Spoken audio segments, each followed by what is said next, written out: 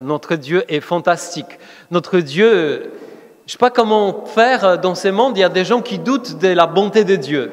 On doute. Comment faire ça? Parce que je pense tout simplement, on ne connaît pas. On ne sait pas vraiment qui est notre Dieu. On a des images, on s'est fait des images de lui, on a des représentations, on projette sur Dieu parfois ce qu'on a vécu. Et voilà, on s'est dit, oui, si Dieu est comme ça, ça ne me donne pas envie de croire en lui. En fait, l'Évangile nous parle aujourd'hui de la bonté pure de notre Dieu. Amen ou pas amen? Ton regard est-il mauvais parce que moi, je suis bon? Waouh!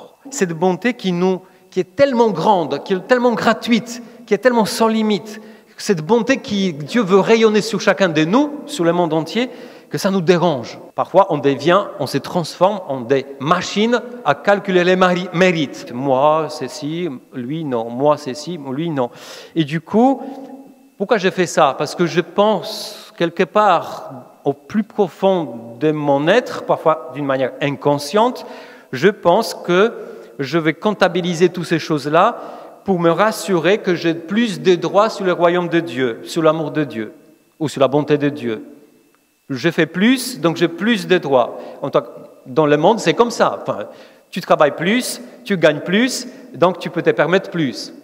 On est d'accord. C'est pas comme ça, mais du tout avec le bon Dieu. C'est pas parce que tu travailles plus pour lui, tu as plus de droits sur son amour.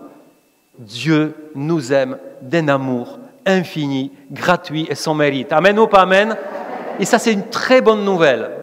En fait, Dieu dit à ces chrétiens, tout d'abord, avant de penser à ce que tu as fait pour moi, toute ta persévérance, rappelle-toi qu'un jour, tu étais comme les autres. Un jour, dans ton passé, tu avais besoin de mon amour, de ma bonté, et je suis venu te chercher. Amen ou pas amen? L'expression parfaite de la bonté de Dieu, c'est qui? C'est Jésus. Il y a aussi un ouvrier de la dernière heure. C'était quand dans l'Évangile? Dans la vie de Jésus. C'était au moment de la crucifixion, encore une fois, où il y a le bon larron. Aujourd'hui même, tu seras avec moi dans le paradis. Waouh!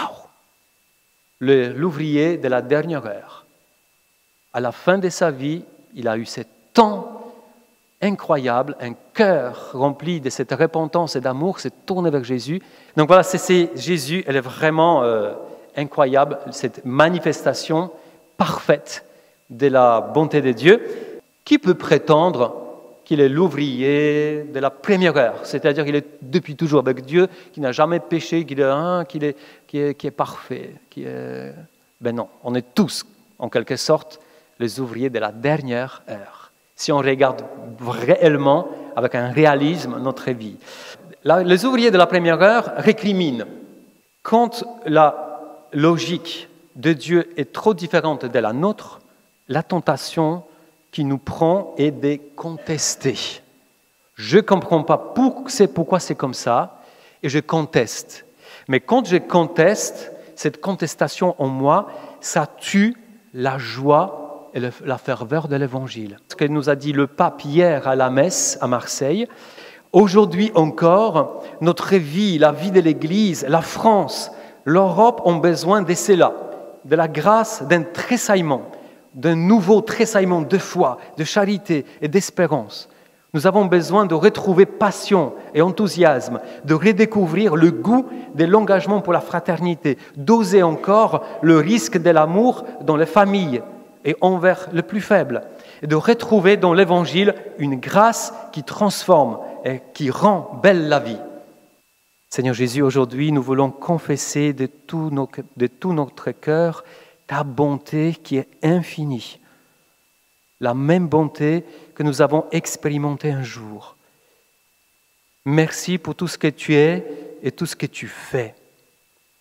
Jésus, aide-nous à apprécier ton cœur rempli de bonté sans limite, en ta bonté manifestée concrètement dans la vie de nos frères et sœurs.